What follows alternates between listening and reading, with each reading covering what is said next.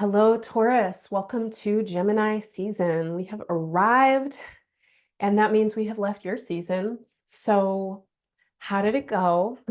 Taurus season was full. It's still full as we move into Gemini season. You can see in your chart here that the sun has come into Gemini. It's entered your solar second house, but everybody else is still in Taurus. So we have Jupiter, Venus, Uranus, Mercury, all still in Taurus. And over the course of the coming weeks, three of this quartet will depart. And we have Jupiter coming into Gemini on the 25th. Venus is entering a couple of days earlier than that on the 23rd, and then Mercury will come in early June. So Gemini season in your chart, I think, starts off kind of slow because we're coming from a season that in some ways, I think Taurus is going through a lot right now, and there's like a lot of a lot. And a lot of you, I think, have something going on right now where it's like a lot is happening, but nobody sees it. Or maybe people see some of it, but they don't see the whole of it. You have a lot that's going on internally. A lot is happening in your body. A lot is shifting in your consciousness. All year so far and last year and in your 2024 year ahead readings, I've been, talking ad nauseum about you in your chrysalis, right? In your caterpillar becoming a butterfly moment, and that this is a moment of being goo, but the goo is highly active and activated goo. It's like goo in a state of rapid alchemical transformation, where actually what's happening is something called imaginal cells, right? Like these cells that used to be a caterpillar are like, I could be a butterfly. And they're finding the pathways of transformation. And that's the thing that's happening for you in this time, like in this year, in this period of your life. And as we move into Gemini season, I think a lot of you, I have this feeling of you actually contained in the chrysalis. And inside the chrysalis, it's like sparkles and glitter and like this prismatic light and all of this movement and shifting and morphing around. But if I was on the outside looking at you, I just kind of see you jiggling. Like I just kind of see you wiggling. Maybe you'd have like a funny kind of smile on your face. Maybe I would notice that, whoa, like you're changing. You talk different now, you dress different now, you inhabit your body differently now. A lot of you have been like updating wildly and rapidly around all kinds of things. It's, you have different preferences, you have different habits, you're like out with the old, in with the new. Okay. But it takes a while to catch up with things, right? It takes a while. And so not everybody realizes how much you're changing right now, including you. And so when we come into Gemini season, there's this feeling of these little kind of tendrils starting to peek out. I know I'm mixing metaphors right now. I don't know if cocoons burst open through tendrils, but that's the image that I have, is like these little tendrils kind of like starting to peek out, and they are looking for food. They're looking for nourishment and substance to help this transformation happen. And this to me feels like it could take a lot of different kind of forms, but the feeling that I'm having is that you are looking for validation, and the validation comes through substance. It comes through the feeling of, when I change, I am supported. Oh, I started dressing in this new way and then I got a compliment. And now I'm like, yeah, yeah, I like this outfit. And you left the house this morning feeling kind of insecure about it, but then you got like 5 compliments. And so you came back in the evening and you were like, I'm gonna wear this every day, right? Like it's like You're looking for validation, you're looking for support, you're looking for affirmation, you're looking for substance. And this is material, this is relational, this is energetic, this is some kind of proof to you that the thing that you're doing is working and that you want to keep doing it. And the first, I'm going to say, couple days of Gemini season, as we kind of like float into the season, there really is this feeling to me of your little tendrils are going out there and you're like, is anybody there? Does anybody see my new outfit? And and there might be some precarity to that. There may be a little bit of like insecurity. Some of you are putting yourself out in really new and different ways right now. Some of you are taking a lot of risks. Um, and risks, could include so many things. And what feels risky to some people could feel not at all risky to others. But it's like you are taking risks to let yourself be seen in new ways. You're taking risks to take on different kinds of commitments and responsibilities. And you're tender right now. Like I called you this, I don't remember what season. I was like, you're a tender little sprout, Taurus. And the world is a scary place and people like to eat tender little sprouts. It's like all kinds of artisanal packaging around tender little sprouts all the time. And to be a tender little sprout in the world is vulnerable because people out there want to eat you. But you're a tender little sprout. And so you have to like put yourself out there. And there is this feeling of shit, I hope the world doesn't eat me. And I think there's vulnerability. And I want to say to care for yourself in that. And if you're putting yourself out in new ways, and if it feels risky, and if it feels vulnerable, and if you're not sure if anybody likes your outfit, try and take time to be with the parts of you that are feeling insecure and tender and like meet them. A lot of our parts, right, that feel insecure and tender have felt insecure and tender many, many, many, many, many times before, probably since we were very, very young. And if we tune in with those parts, we might even get memories about other times when we felt insecure and tender in these ways. There may be particular ages, circumstances, relationships where you're like, ooh, eesh, that was really tender. And maybe some of the resonances of what are coming up right now are resonating very deeply with the past. And so it feels really important that you are also doing the work of affirming and validating yourself right now and recognizing where you're taking risks and where you do feel vulnerable and where you do feel fragile and taking the time to slow down and care for yourself in those places. And this could look like just acknowledging that they're there, breathing into them, letting whatever memories are there perhaps surface. Maybe talking to your past selves, to your little selves, to your various parts, and sending your consciousness there.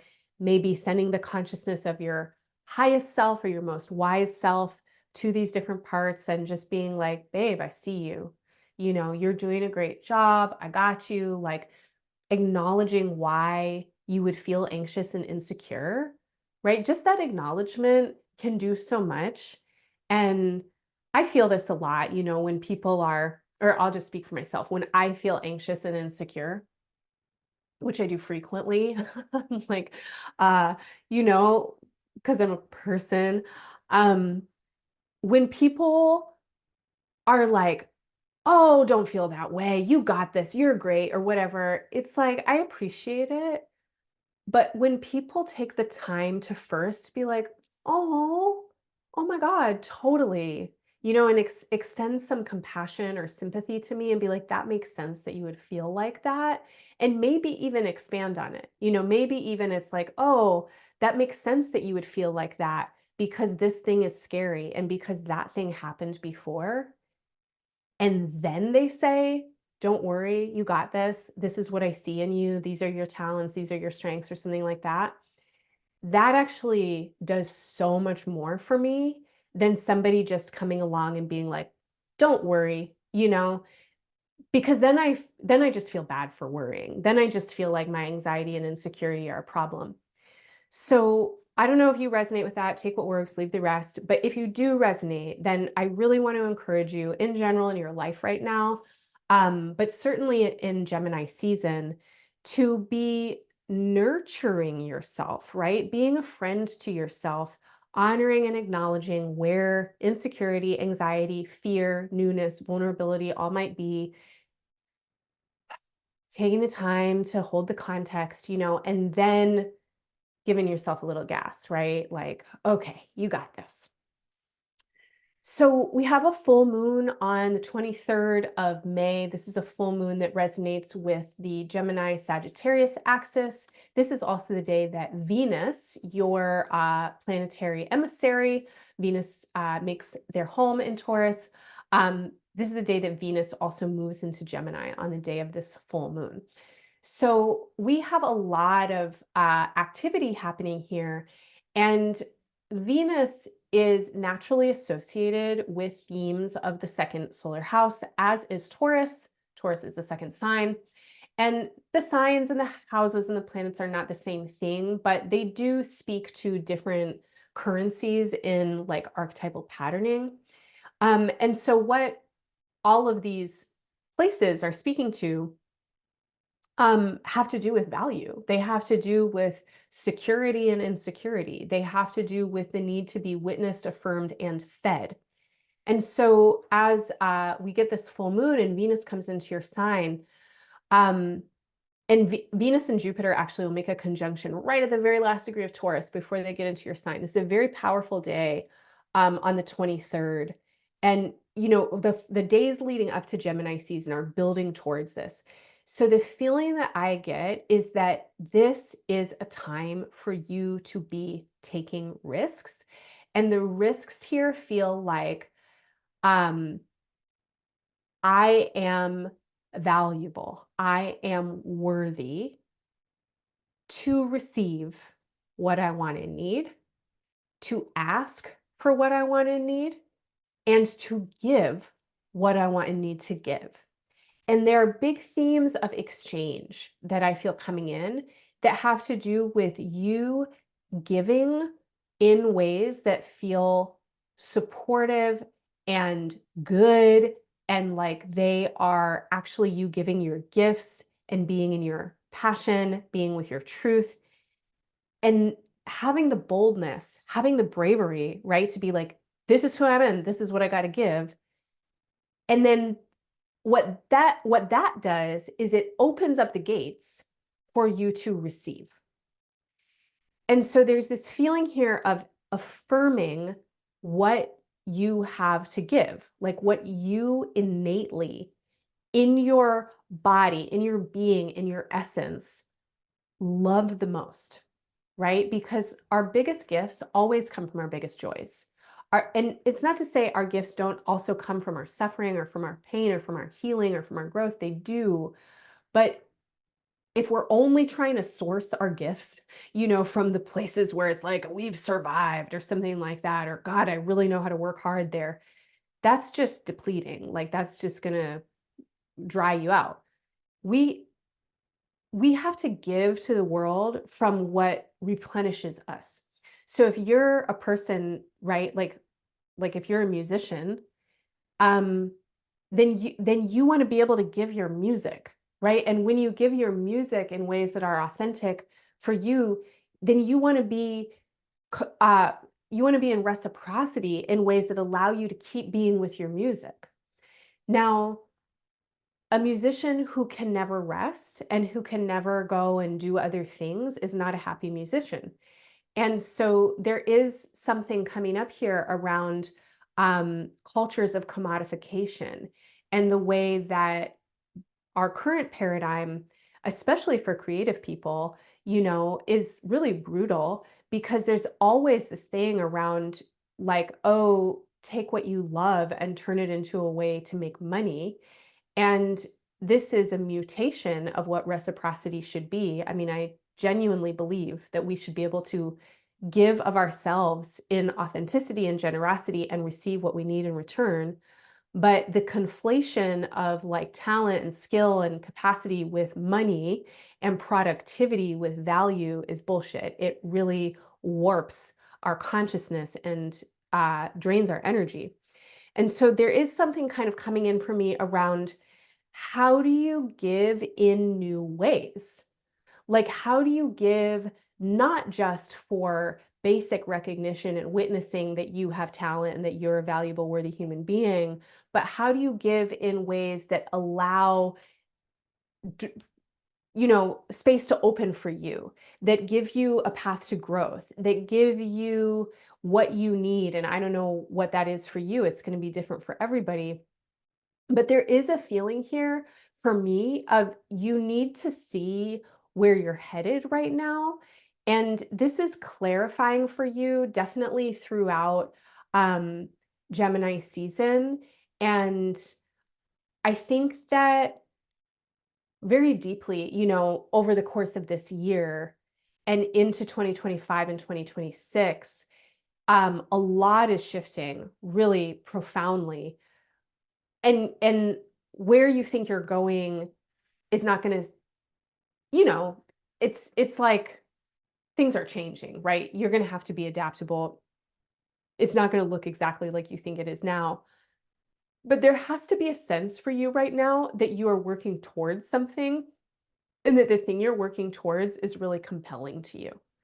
And that there's not just the promise of it, but the active, tangible bodily feeling of, this is possible and happening. So it's not just somebody saying, oh yeah, we see your talents and definitely, like in 10 years you could be here. It's, oh my God, we see your talents, we're so happy to have you here. How can we organize so that you can give more of your talents? And then it's actually happening, right? They're saying it'll be done, and then it's being done. That's the thing that you want to feel. And take that and apply it wherever you want. Take it and apply it to your intimate relationships and friendships. Take it and apply it to your family. A lot of you want to take it and apply it to your workplace or any spaces in your life that have to do with future plans and goals and how you are being and becoming who you want to be and become in this life. The last couple days of May, these are powerfully illuminating days for you. These are days where really important conversations can happen. I'm going to say especially around, really from the 27th through the 31st, really important conversations can happen. I want to encourage you to use these days to have conversations with the people in your life who you are involved with. Fill in the blank for how you're involved, but people who you're involved with in some kind of future way, right? Like people where you're going somewhere together. So clearly, intimate partners, spouses, stuff like that, but friends, collaborators, networkers, or networks, family members, your children if you're a parent, your parents if you're a child. It's like people who you're trying to go somewhere together. You're like, you have a vision, you're moving towards something. These are days that are asking for breakthrough conversations. What are breakthrough conversations for you? They are conversations that have you taking a risk. You are putting it out there. This is who I am. This is what I bring. This is what I want. This is what I'm giving. And this is what I'm hoping for in return. Situate yourself in a paradigm of growth. You are not the person you're going to be in 3 years or in 3 days. This is who I am right now. This is who I am wanting to become. This is what I'm working on cultivating in my life. How do we go there together? How do we grow together? This is the emphasis, is what it feels like to me. Then we get into the month of June, and now everybody's moving into Gemini. So we have Mercury coming into Gemini as of June 3rd. The moon is coming into your sign around that same time, and then moving towards a new moon in Gemini on June 6th. And this feels like negotiation time. And the feeling that I have is that you want to know what you want. And around the new moon on June 6th, there's a clarification and a setting of something. This could be like setting an intention. It could be like setting a goal. Intentions and goals not always the same. It could be setting a plan. Could be planting a seed. I don't know, but it's like there's something here about this is what you need in order to do the thing. And on a really practical level, I'll say like use this new moon to get a new contract. Like, so for some of you, not all of you, this isn't for everybody, but some of you are like, I need to be paid this amount in order to do that project, right? Or some of you are like, I need this kind of accountability in order to be your friend, right? Or it's that kind of thing where you're like, I want to go there, right? Because you've been having these conversations or mental processes around the future, but now around the new moon is like, okay, this is the plan. Like this is what we're wanting. This is what we're reaching for. This is what we're doing. Several of you, again, take what works, I think have been in some kind of readjustment, maybe since last year, mid last year. Think back to July through September of last year. Some of you have been in some kind of adjustment around your notions of home and family and stability and support and kind of like taking up space and feeling a sense of belonging and, really what do you need in order to do the things that you're trying to do or be the person you're trying to be? And relationships are really important for this. And I think a lot of you have been in a kind of reconfiguration of relationship that around the new moon and the days leading up to the new moon is starting to get clarified. Like you have this perspective on it, or you might be having conversations about it. And it feels to me like, this is a really good time to, again, settle something. If since last July through September, you've been in this kind of like, what's going to happen? What are we doing? Like transforming, trying new things, feeling it out. There's something about this period of time where it's like, okay, this way, this is the way. And it might not be right on the new moon, it could be just like around this time. But from the new moon then moving over the next couple of weeks to the solstice into Cancer season, there's just this really strong feeling that I have for you around getting what you need in order to move forward. Now, another interpretation is coming to me, so I'm going to say this. This is a period of time on Earth where there's an enormous amount of scarcity and there's not a lot of guarantees. In fact, we're getting plenty of information and suggestions that like there's not a livable future or not a livable future for everybody. And actually, like there's genocides and slaughters and species going extinct. And, it's like, the impacts of the ignorance of certain groups of humans that just are moving so fucking fast on their own delusional trajectory. And it's a really easy and compelling time to feel hopeless and overwhelmed. Some of you might be feeling that.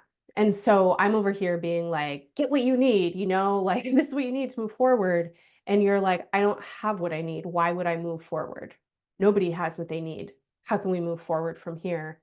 And this could be a feeling of like total depression and a kind of like psychic um desolation a little bit. And if that's how you're feeling, I just want to say, like, I resonate. Like, I feel that way every other day right now. And I'm recording for you from Taurus season, so I don't know how you're going to feel then, or I don't know how I'm going to feel, but I feel a lot of oscillation, between total grief and despair and some sense of like imaginal possibility. And for my own sanity, like I have to keep the imaginal possibility in my heart, but I also have to give myself time and space to feel the feelings. And I guess what's coming up for me right now is that if you're oscillating or if you're also having feelings of like, there's not enough, I don't know how to do this, I don't even know what I'm trying to get or how, where I'm trying to go, and I'm just thwarted or something like that. Um, I really want to encourage you to rest. I really want to encourage you to um, give yourself and your body time and space to just be with the feelings that are here and connect with the earth. The earth will go on, even if humans destroy ourselves and pretty much every other living thing on the surface of the earth itself is profoundly generative and creative, and it will go on. And the tragedy of human ignorance will be a tragedy that ripples out into time, but the earth will go on. And your body and my body are made of earth. And the substances that move through us are made of stars. And consciousness is multidimensional. And even though we're inhabiting human form and struggling in a human condition, we are also more than human. And I think that part of what this time is asking of us is to connect in the ways that we are more than human, to feel that our lungs are full of coral reefs and Amazon rainforests and each other. And, our veins and the fluids in our bodies are moving with the oceans and the rivers. And even though there's so much toxicity, there's so much abuse, there's so much pollution and extraction, there's also consistent intelligence. And even though we're in a period of time that it feels devastating and apocalyptic, we are in a period of time. Humanity is 250 million years old. The Earth is 5 billion years old, 5 billion years old. The intelligence that moves through us does not begin and end with us, not with our individual life forms, not with our nations, not with our racial identities or religious lineages or even species existence. The intelligence that moves through us is timeless, it is limitless, it has taken multitudinous forms.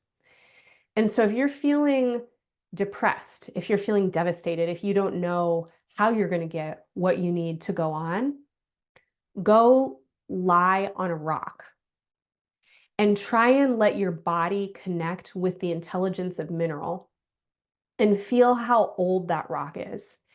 And imagine how many eons that rock has experienced and lived through. Imagine into your immediate local environment who will still be here, what will still be here after the end of the world as we know it. Let's say at the end of your lifespan or in several hundred years, right? In 500 years, who is still going to be here? Mountains, rocks, rivers, oceans, their forms will change, but their bodies will still be here. Their stuff and their substance will still be here. And then let your imagination work in the stuff and in the substance and feel into its potential. right? And ask the stuff and the substance what it needs from you, right? Maybe I'm going about this the entire wrong way in terms of encouraging you to think about what you need to move towards the future. What does the future need from you, right? What is the future calling from you right now? And in that, there's surrender. There's surrender of supremacy. There's surrender of your own success. There's surrender of a happy outcome. And there's surrender into the chaos of existence on Gaia, in terrestrial universal existence, which is bigger than you can even comprehend. And so just surrender into it, like surrender your body, kind of just be like, I'm gonna die for sure, and my body from dust to dust, like my body will return. And so what do I need to infuse my body with right now so that as it dissolves into the everything, it is seeding potential into the future? What are the imaginations that need to take shape in my cells so that they are delivering to the future? So whether you're thinking about your needs or the collective needs, it doesn't matter. Don't separate them. Don't separate them. Your needs are needs that need to serve the collective. The collective needs want to inform your deepest needs right now. That was a tangent. I hope that any or all of that was interesting, supportive, entertaining, feeling of a possibility, feeling of support. I do want to say that if this kind of idea is resonating for you, hang out with Embodied Astrology because, this is where we're at right now. Embodied Astrology is a community, a collective, being led by a team of people this year. And all of us are having these conversations all the time about how do we assist in the transformation that is needing and trying to happen right now? How do we assist ourselves in the breakdown and the dissolution of systems of oppression and in the regeneration, revitalization, and reimagination of the world? And the thing that I was just saying, like, who's going to be here in 500 years? Imagine out into them. I'm actually sourcing from a presentation that my colleagues gave the other day. Ramon and Michelle Gabrieloff Parrish gave a talk called From 5 to 500, where they were really working with ideas of ancestral futurism and indigenous land tending to help seed our imaginations, and remember that communities and collectives of human beings have always known how to live in brilliance and harmony and beauty with the earth and with other living beings. And the psychosis of, white supremacist patriarchal capitalism is a psychosis of dismemberment and forgetting and severing and separating from what we are a part of. And in that severing and separating, there is abundant scarcity. If we're thinking of ourselves as individuals, there is never enough. But if we're in collectives, there's more than enough. If we're working with our environments, there's absolutely plenty. They were talking about how, part of the lineage of colonization is the complete dismemberment and destruction of like whole land masses that were edible forests, where people were living in reciprocity and harmony with land, tending land in ways that were about tending collective abundance. Dropping seeds everywhere because everybody needs to eat. And if everybody has plenty to eat, guess what? We have less war, right? If there's not scarcity, there's not nearly as much argument and division and fighting and violence. And in a lot of ways, violence is manufactured to keep us in mindsets of scarcity because then we'll be better consumers. So if this is speaking to you, come hang out with EA. We're having these conversations all of the time. In the beginning of June, one of my colleagues, Gabs, will be offering a session that's part of a series, and every session in the series is drop-ins, so you don't have to do the whole thing. But this session is working with a couple of signatures this year that have to do with the anaretic degree. Neptune at the last degree of Pisces, Pluto moving back into the last degree of Capricorn, which are symbols of a time of dissolution and dissolve when reality is unreality and we don't know what's real. And Gabs is an artist and an astrologer, and they are working a lot through photography and visual media to work in the realms of imagination and help us kind of tune in with reality and unreality and how we want to participate in this space. And it's a great place to bring your grief. It's a great place to bring your hope. It's a great place to bring your, I don't know what the fuck, like weirdness, and disrupt things, disrupt time, disrupt notions of permanence, and do it creatively and do it in a way that generates also conversation around imagination. Over the course of this year, Sherry Taylor is leading cycles of devotional practices, and she's starting a new cycle at the end of June as we get into Cancer season. And those cycles have to do with planetary allyship, working with the influence of Saturn in Pisces, which has been talking to Taurus all year long. I'm going to keep talking to Taurus. And Saturn in Pisces, again, is a symbol of dissolution and re-emergence. Her series is called Salve et Coagula. It means to dissolve and to congeal. And she's working to reconnect us with more ancient mythologies of Saturn that actually root us in integrity and reciprocity and deep communal care. Junata Petrus every single month holds a space called Artistic Alchemy, where people get together and work with creativity and prompts around creativity to spread that creativity into life and to think about life as a place for creative practice. And the conversations that we're having there are very much about how do we maintain our creative integrity in capitalism? How do we survive in this place without letting it completely, extract absolutely everything from our imaginations?